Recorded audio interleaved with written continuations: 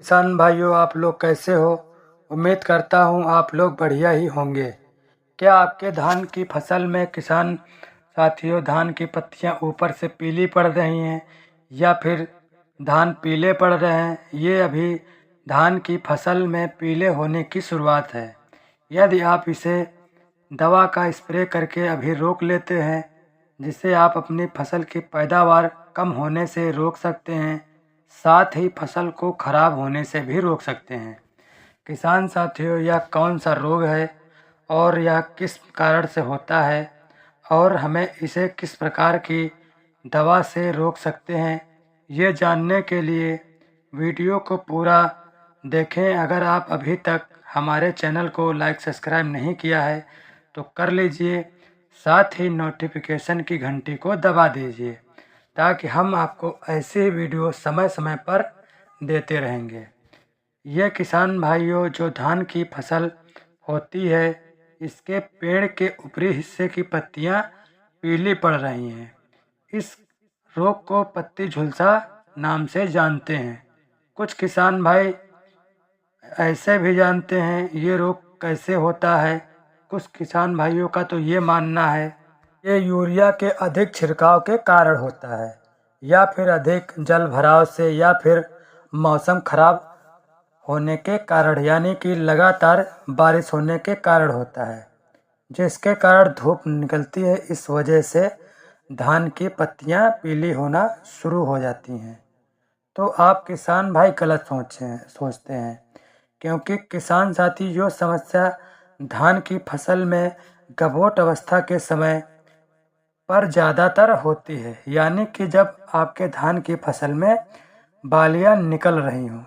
लेकिन किसान भाइयों, यूरिया के कारण धान की फसल पीली उस समय पड़ती है जब किसान भाइयों की फसल 20 दिनों से लेकर 60 दिनों से के बीच होती है। तब किसान भाई उस समय अपनी धान की फसल में कल्ले व ग्रोथ बढ़ाने के लिए यूरिया का प्रयोग करते हैं। तब किसान भाइयों की फसल में यूरिया आवश्यकता अनुसार से ज़्यादा हो जाती है। तब उनकी धान की फसल में पीली होना शुरू हो जाती है। और मौसम पानी से हमारी फसल पीली तब पड़ती है जब धान की फसल में पानी का भराव अधिक हो, पत्तियां हल्की हल्की दिख रही हो, या फिर धान की फसल पूरी तरह से डूब चुकी हो। इस वजह से पौधे को प्रकाश नहीं मिल पाता है। इस वजह से पत्तियां धीरे धीरे पीली होना शुरू हो जाती हैं और हमारे धान कुछ दिन बाद पीले होना पड़ जाते हैं। तो चलिए जानते हैं हमारे धान की फसल में पत्तियां निकलते समय या गभोट अवस्था के समय धान की पत्तियां धीरे धीरे पीली होना शुरू क्यों हो जाती हैं। आपने किसान भाइयों देखा होगा कि धान की फसल में पत्ती के नीचे का हिस्सा के तो जो तना होता है, उसको आप चीर के या फाड़ के देखिए तो उसमें आपको कीड़ा देखने को मिलता है, जो किसान भाइयों धान के पत्ती के तना में अंदर छुपा होता है। तो उस तने को धीरे धीरे खाता रहता है। कुछ दिन बाद हमारी पत्तियां पीले पड़ना शुरू हो जाती हैं। वो हमारी धीरे धीरे समस्या धान में पैदा हो जाती है। अगर हमने समय पर धान की फसल में सही समय पर सही दवा का स्प्रे नहीं किया तो के धान की फसल धीरे धीरे सारी खराब हो जाएगी और आपका काफ़ी किसान साथियों नुकसान भी हो जाएगा। अगर आप चाहते हैं आपकी फसल पीली व खराब होने से बच जाए तो आपको अपनी धान की फसल में ये 3 दवाइयों का स्प्रे ज़रूर करें। AK56 number 1, number 2 Oswal alpha plus, number 3 Set Wet नाम से आती है। इसमें से 2 हमारी दवाइयाँ एस्टीसाइड हैं जो सुंडी कीड़ा इल्ली को मारने का काम करती हैं। एक हमारी दवा सिलिकॉन है, दवा को पत्तियों पर चिपकाने व फैलाने का काम करती है।